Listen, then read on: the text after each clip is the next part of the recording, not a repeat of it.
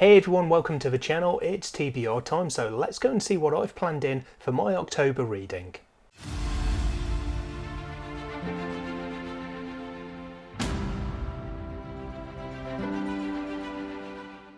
So October's a bit of a weird month for me in terms of reading because it's my daughter's birthday, so as well as what will this year be a ninth birthday, we've also got house guests. My in-laws are coming to stay for my daughter's birthday for a week or 10 days. So with that added to a personal project that you might have seen on my social media, little teaser there, it makes for an unpredictable amount of reading time for me in October. So you might think that I would go easy on myself and really set myself a small kind of reading plan, and that would definitely be the sensible thing. But I thought about this after I'd already kind of put my reading plan together, so never mind. So this month I've got, I think, 3 arcs that I want to try to get to. I've got a couple of buddy reads, and there's also a book that I did kind of plan in my head at least for last month, for September, that I completely forgot about when it came to putting my September plan together. So that one has moved over to October. Let's go and see what these books are.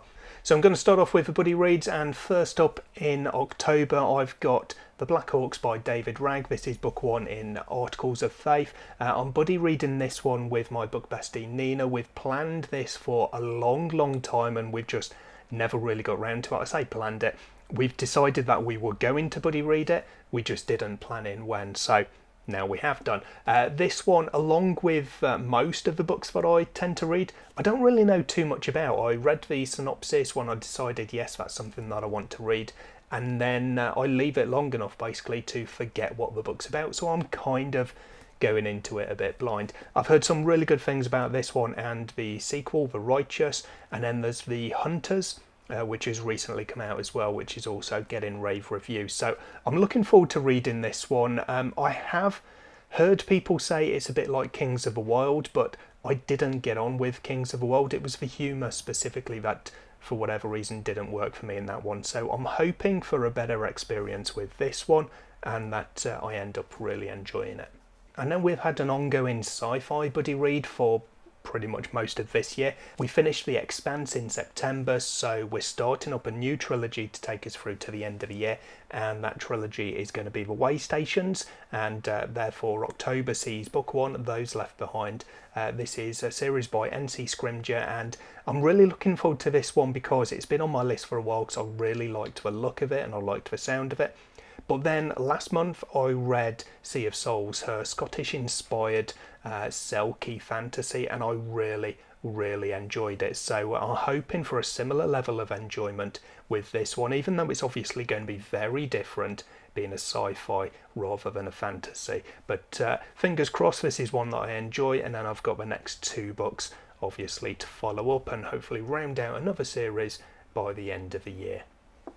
So then I'm going to move on to the book that I kind of forgot about that I had planned to read in September. So I did a first chapter reads video a little while ago, and the book that I liked, or the first chapter that I liked the most, I decided that I would add to my list and then forgot about it when I was doing my actual TBR video. So this month I'm going to be reading Curse of the Fallen by H.C. Newell. This is book 1 of the Fallen Light series, and yeah, I really quite liked that opening chapter, so I've got high hopes for this one. Again, it's one that I've heard a lot of good things about. There are 2 more books out at the moment, or there's a book out and one due to be released very shortly, plus there's a novella as well. So fingers crossed I enjoy this one because I've then got a few more that I can turn to afterwards.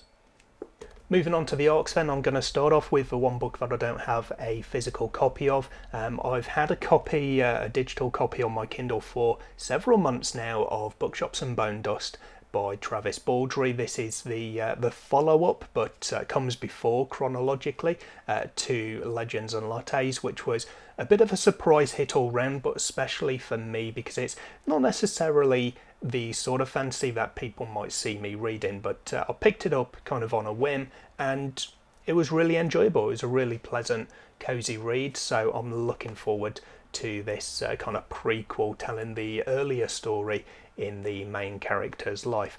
So that one comes out on the 7th of November, which is why I've left it until October, because I didn't want to read it when I got it a few months ago and then have several months then until it came out. So I'm going to be reading that one in October. And then coming out just the day before, on the 6th of November, we've got The Hunter's Lament by Steve Pannett. This is one that I had planned as, or had put in as one of my MBR, my Might Be Read books for September, but I didn't get round to it. It's only a short one, so hopefully it won't take me too long, but I have now kind of locked this one in for October's reading to make sure that I can read it before it does come out. So this is one that's kind of a retired, I think it is, bounty hunter who gets called out for one last job, and it does sound quite interesting. You can hear more about this one in the author's own words in my October Indie Showcase video, because he has recorded a clip for me ready for that showcase. So look out for that one, and I'll be looking out for reading this one around the time the showcase goes out.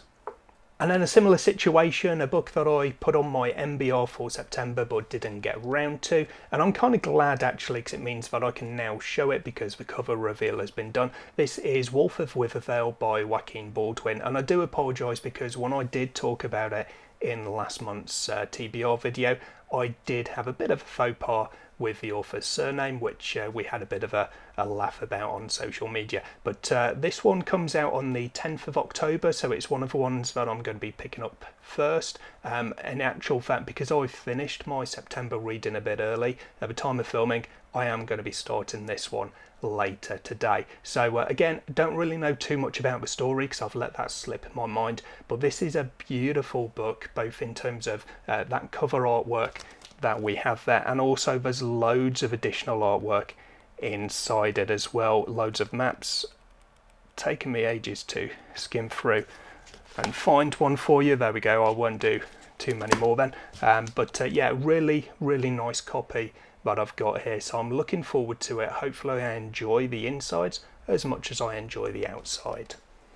And then, although that's 6 books I've got, the total kind of page count isn't actually too much. Wolf of Withervale is the longest. To think it was 569 pages for that hardback, but the average page count for those 6 is 409, so hopefully that's not too bad.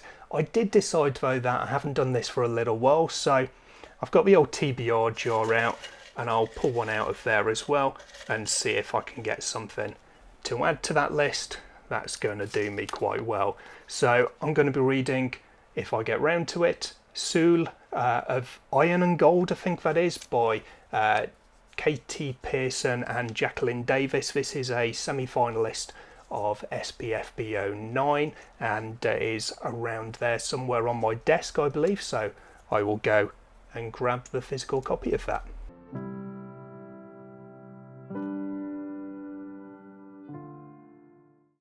So there we go, that is Soul from Gold to Iron and Rust, and I think I said Pearson, I do apologise, it's Katie Grierson is the author along with Jacqueline Davis, so I do apologise about that. That's what I get for going from memory rather than going to get the book first of all. But this one, as I say, is an SPFBO semi-finalist, I'm pretty sure it is, and again it's one that's got plenty of artwork inside it as well.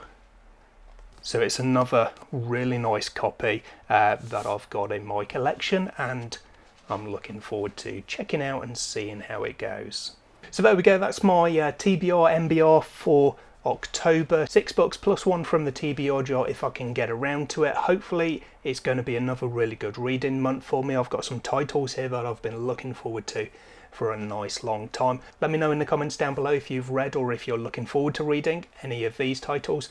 And of course, what are you looking forward to reading in October for yourself? I'll hopefully catch you in the next video sometime soon, but until then, as always, take care of yourselves, read some good books. Bye for now.